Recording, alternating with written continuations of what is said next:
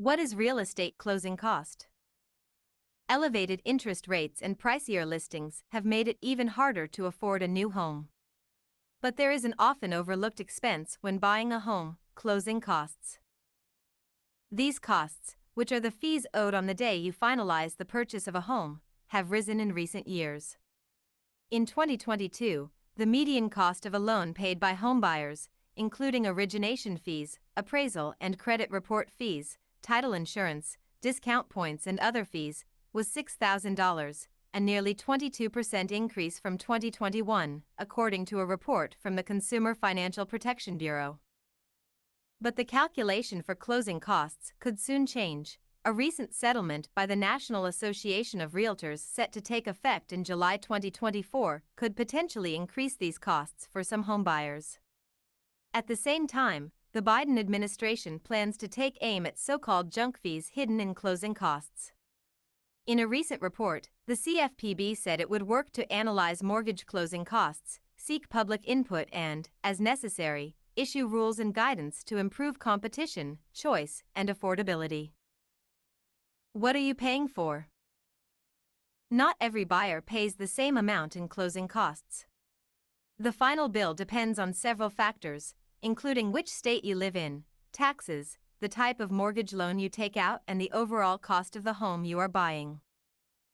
Closing costs can include an application fee to process your loan request, home appraisal fees that determine how much the property is worth, a credit reporting fee, title insurance, which protects the buyer from defective property titles, and an origination fee, the price you pay for getting the loan in the first place. Some states require an attorney at closing, which adds to the overall cost. Some lenders roll closing costs into the total mortgage, increasing payments over time. New York, Delaware, and Washington, D.C. have the highest average closing costs, according to Bankrate, while Missouri, Indiana, and North Dakota have the lowest. They typically can be 3% to 4% of the amount of the loan. Jeff Ostrowski, who covers housing at Bankrate, said of closing costs nationwide. So if you're borrowing $400,000, you're talking about an extra $12,000 to $15,000.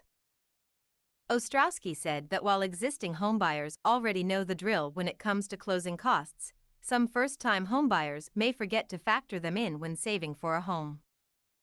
For first-time buyers who are really stretching to qualify, it can be something to worry about, Ostrowski said. Generally, the loan officer you're working with knows that, and they're going to factor that into your approval process. Realtor settlement could add to homebuyers' costs. Historically, homebuyers haven't had to pay their realtors' fees themselves. However, in April 2024, a federal judge gave the green light to the NR settlement, paving the way for potential changes to the current real estate business model. Under the terms of the settlement, sellers' agents will no longer be required to offer commissions to buyers' agents. This means homebuyers may have to pay their realtors' commission themselves, adding to the overall cost at closing.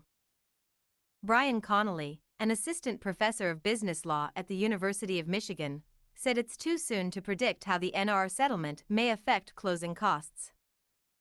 It's not really all that clear what's going to happen with broker commissions after the NR settlement goes into effect this summer, Connolly said, predicting the status quo may remain even after the settlement takes effect. At least initially, we're likely to see the percentage commission system continue. No more junk fees? As part of the broader Biden administration effort to crack down on junk fees, the CFPB said it was looking into ways to reduce costs for homebuyers. Closing costs are too often full of junk fees, the Bureau said. Fees for credit reports were one example given by the CFPB. Homebuyers pay a fee for mortgage lenders to pull their credit reports from the three major credit reporting companies, Equifax, TransUnion, and Experian. Those costs have recently spiked by 25% or as much as 400%, according to the CFPB. Consumers can check their credit scores for free every 12 months at annualcreditreport.com. These steep increases in a market that lacks competition and choice warrant further scrutiny, the report said. While it's a good start, Tackling junk fees doesn't get to the heart of the home affordability crisis, Connolly said. The fact that we're heavily undersupplied on housing, we're dealing with labor shortages in home construction, and we're dealing with continued high prices for raw materials. These are the bigger structure issues in the market, and it seems like this is just working around the edges for a much bigger issue, he said. Lowering closing costs on your own. There is one relatively simple way to lower your overall closing costs: shop around. According to Freddie Mac, a significant percentage of people don't compare rates from multiple lenders, though it could save homebuyers thousands of dollars. For example, in late 2022, borrowers could save as much as $600 annually by getting one additional rate quote and an average of more than $1,200 annually by getting at least 4 rate quotes, according to data compiled by Freddie Mac.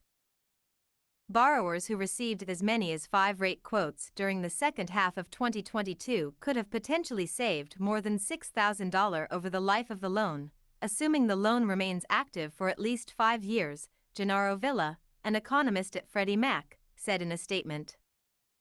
And even if more than one lender pulls your credit score, it won't hurt your credit, as long as it's done within a 45-day window, according to the CFPB. You should get at least 3 mortgage offers, Ostrowski said. When you compare those offers, examine not just the rate itself but also the closing costs. There can be some variation, and if it's significant, you obviously would want to choose the lender that gives you the best deal. Be sure to like and subscribe to catch the next video from New Day Property Redevelopers.